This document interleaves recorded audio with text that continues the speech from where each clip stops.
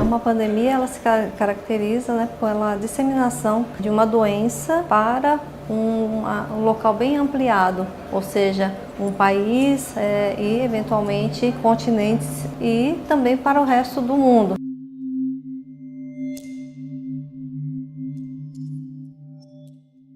Eventualmente algumas doenças, né, têm essas características, né, de se espalharem mundialmente.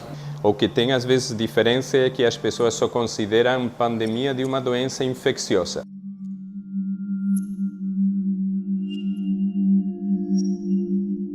A pandemia de gripe suína, a pandemia de coronavírus. Mas não só de doenças infecciosas se fala quando você fala de pandemia. Por exemplo, se fala de pandemia de Alzheimer. A doença de Alzheimer se espalhou pelo mundo. De pandemia de câncer de pulmão, pelo fumo.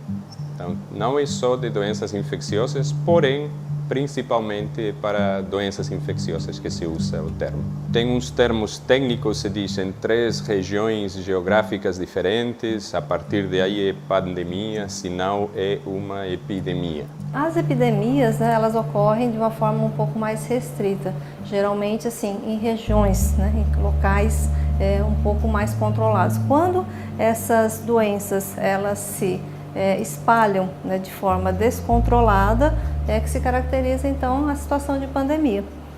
Agora há que se considerar uma situação específica, né, que eventualmente as pandemias, né, não são ainda decretadas em algumas situações por uma questão assim que há possibilidade de alguma medida de contenção. Então existem algumas situações em que a Organização Mundial de Saúde não caracteriza exatamente uma pandemia, mas um estado de emergência, né, em saúde pública. Hoje em dia acelerou muito a propagação, acelerou muito porque a gente pega avião constantemente, etc. Mas, por exemplo, quando Cristóvão Colombo descobriu a América, aconteceram pandemias, porque ele trazia no barco a varíola, o sarampo, a peste negra da Europa e distribuía por aqui para os índios que ele encontrava quando chegava. A pandemia, naquela época, era ao longo de anos. Agora se dá em semanas, poucos meses, você já tem a pandemia. Então o tempo mudou, agora se acelerou um pouquinho porque a comunicação global é muito mais frequente que naquela época. Então epidemias elas sempre aconteceram, se acreditou, principalmente no início do século XXI, tinha uma expectativa de que as doenças infecto-parasitárias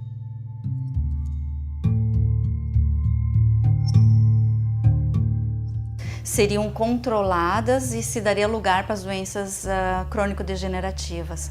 E essa expectativa, que eu acho hoje é quase uma especulação, ela não se confirmou. A epidemia da AIDS e uma centena, muito mais que isso talvez, de doenças zoonóticas, que são as doenças transmitidas entre seres humanos e animais, frustrou essa expectativa. Os micro-organismos são muito versáteis, eles têm uma capacidade grande de se adaptar ao ambiente, né, principalmente os vírus, e a capacidade da pesquisa científica na produção de novas geração de medicamentos, né, de criar barreiras sanitárias, de criar um sistema de governança, é muito lenta. A gente pensa que é só agora no século XX ou XXI, e na realidade não. A gente sabe que tinha pandemias desde 8.000 anos antes de Cristo, mas hoje em dia temos registradas muitas pandemias famosas. As primeiras registradas foi a varíola, que na China acontecia e depois viajou para a Europa e matou milhões na Europa também, não só na Ásia. Teve muitas outras ao longo da história de doenças bem famosas, a peste, a tuberculose, o HIV, as gripes, a gripe espanhola e a gripe asiática e o H1N1 e a gripe aviária e a gripe suína. Tem muita gripe aí para contar história de pandemia, então a gripe é muito famosa. As pessoas falam muito, né, em peste negra, que acometeu realmente milhares, né, centenas de milhares de pessoas, cólera. Com a melhoria, né, das condições sanitárias, o que acontece? Hoje a gente tem outras formas de transmissão. Então, As doenças virais, né, e principalmente as doenças de transmissão respiratória, é que acabam sendo, então, hoje as que se disseminam mais rapidamente, por causa, né, dos contatos. A exceção, né, do HIV, que é uma pandemia, mas precisa de um contato muito mais íntimo, muito mais próximo. Né? Já temos tratamento de HIV, já sabemos muito do HIV, mas até hoje é uma pandemia. O HIV está em diversos lugares do planeta, continua aumentando em número de casos em muitos lugares, então não está tão bem controlada. As primeiras regulações sanitárias mundiais são bastante antigas, né? Então tem até autores que falam, bom, agora a gente está entrando na era da saúde global. Saúde global é um termo novo, mas no fundo reativa ao que se chamava de saúde internacional, porque várias entidades internacionais já trabalhavam nessa perspectiva de tentar saber quais as doenças que estão ocorrendo no mundo, né, para tentar controlar. Uma mesma pandemia em diferentes lugares do mundo pode ser desde uma coisa gravíssima até uma infecção que você vai saber que está lá, mas não vai incomodar socialmente ou economicamente tanto quanto você poderia imaginar. E tem vários motivos para isso. Além do clima ou além da capacidade do patógeno, tem, por exemplo, a genética da população-alvo. Então, até a genética, até de onde a gente veio, qual é o nosso grupo humano a que pertencemos, pode influenciar em como uma epidemia, uma pandemia se espalha. E isso pode acontecer com qualquer uma, com as gripes, com os coronavírus, com tudo. Quando se trata, né, da situação da saúde pública, eu acho que existe uma situação do desconhecido e também do impacto que vai ter em termos sociais e em termos de estrutura de saúde. Junte-se, né, os fatos e as pessoas que têm um pouquinho mais, né, de tendência a fazer um pouco mais de alarde, aumenta muito uma situação. Mas eu acho que a gente tem que prever a possibilidade, né, da gravidade. E a gravidade não é simplesmente a gravidade com relação a risco de morte, né, das pessoas, mas principalmente assim, com relação aos riscos econômicos, sociais, da estrutura de saúde. Recentemente, na história da humanidade, a gente percebeu que era importante a gente olhar para as doenças bem no começo e a poder se preparar e não agir depois de que já tivesse se instaurado. Sim?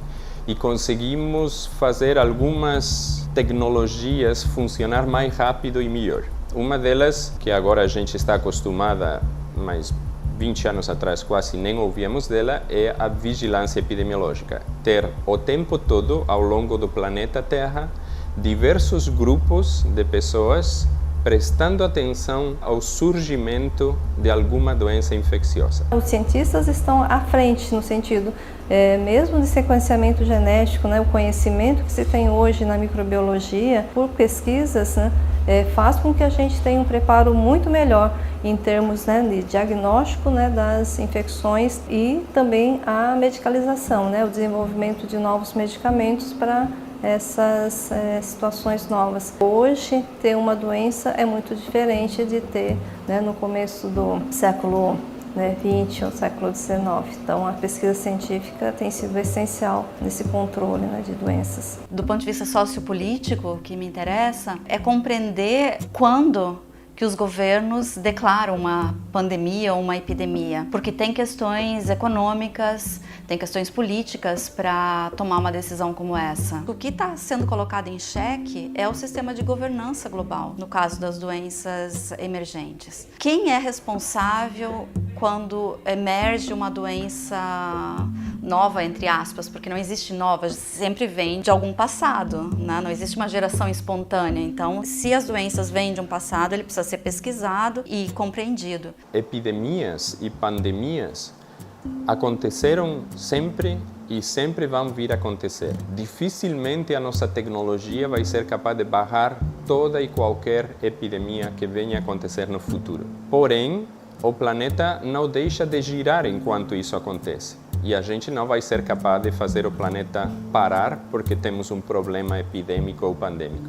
Então, é bom a gente ter precaução, saber o que fazer, mas não paralisar toda a nossa vida cada vez que uma notícia mais alarmante apareça, e aprender a conviver e a respeitar esse alerta que nos dão as autoridades sem ter que parar a nossa existência por culpa dela. Do ponto de vista da pesquisa clínica, epidemiológica, quando vem uma crise dessas, logo já tem organismos internacionais que investem maciçamente em pesquisa. Agora, tem pouco investimento no processo de como criar recursos humanos para poder fazer mudança de comportamento, como criar mecanismo de fazer divulgação científica do conhecimento para as pessoas se prevenirem, né? Sem ter essa distorção que acaba acontecendo pela multiplicidade de meios de comunicação que muitas vezes não são oficiais e gera às vezes mais pânico do que propriamente educação em saúde. A vulnerabilidade vai muito mais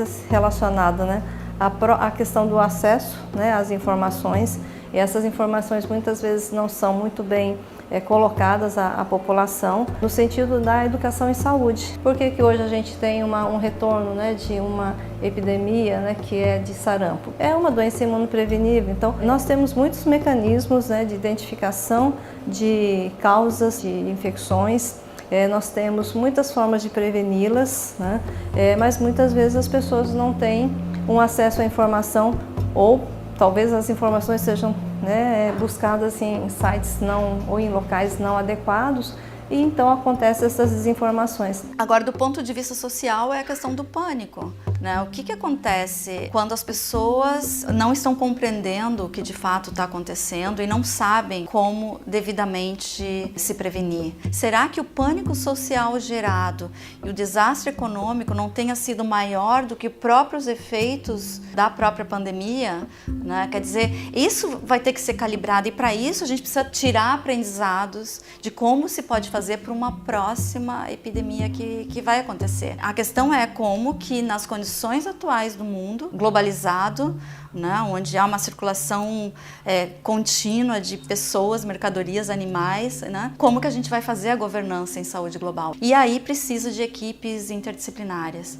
né, de como que a gente pode avançar nessa comunicação pública da ciência, no trabalho integrado entre a produção do conhecimento e o serviço público, especificamente os órgãos de vigilância epidemiológica, como que eles podem ser integrados, né, e trabalhar de forma conjunta. A gente sempre recomenda, né, que as pessoas se utilizem sempre de sites oficiais, né, do Ministério da Saúde, da Secretaria de Estado da Saúde, aqui no caso, né, nosso, né, do Hospital Universitário, no sentido de se municiarem com informações que sejam de fato reais e aquelas orientações, para que as pessoas nunca entrem, né, numa situação, né, de pânico quando há qualquer noticiamento, né, de doenças novas, né? Então é importante que as pessoas tenham informações adequadas.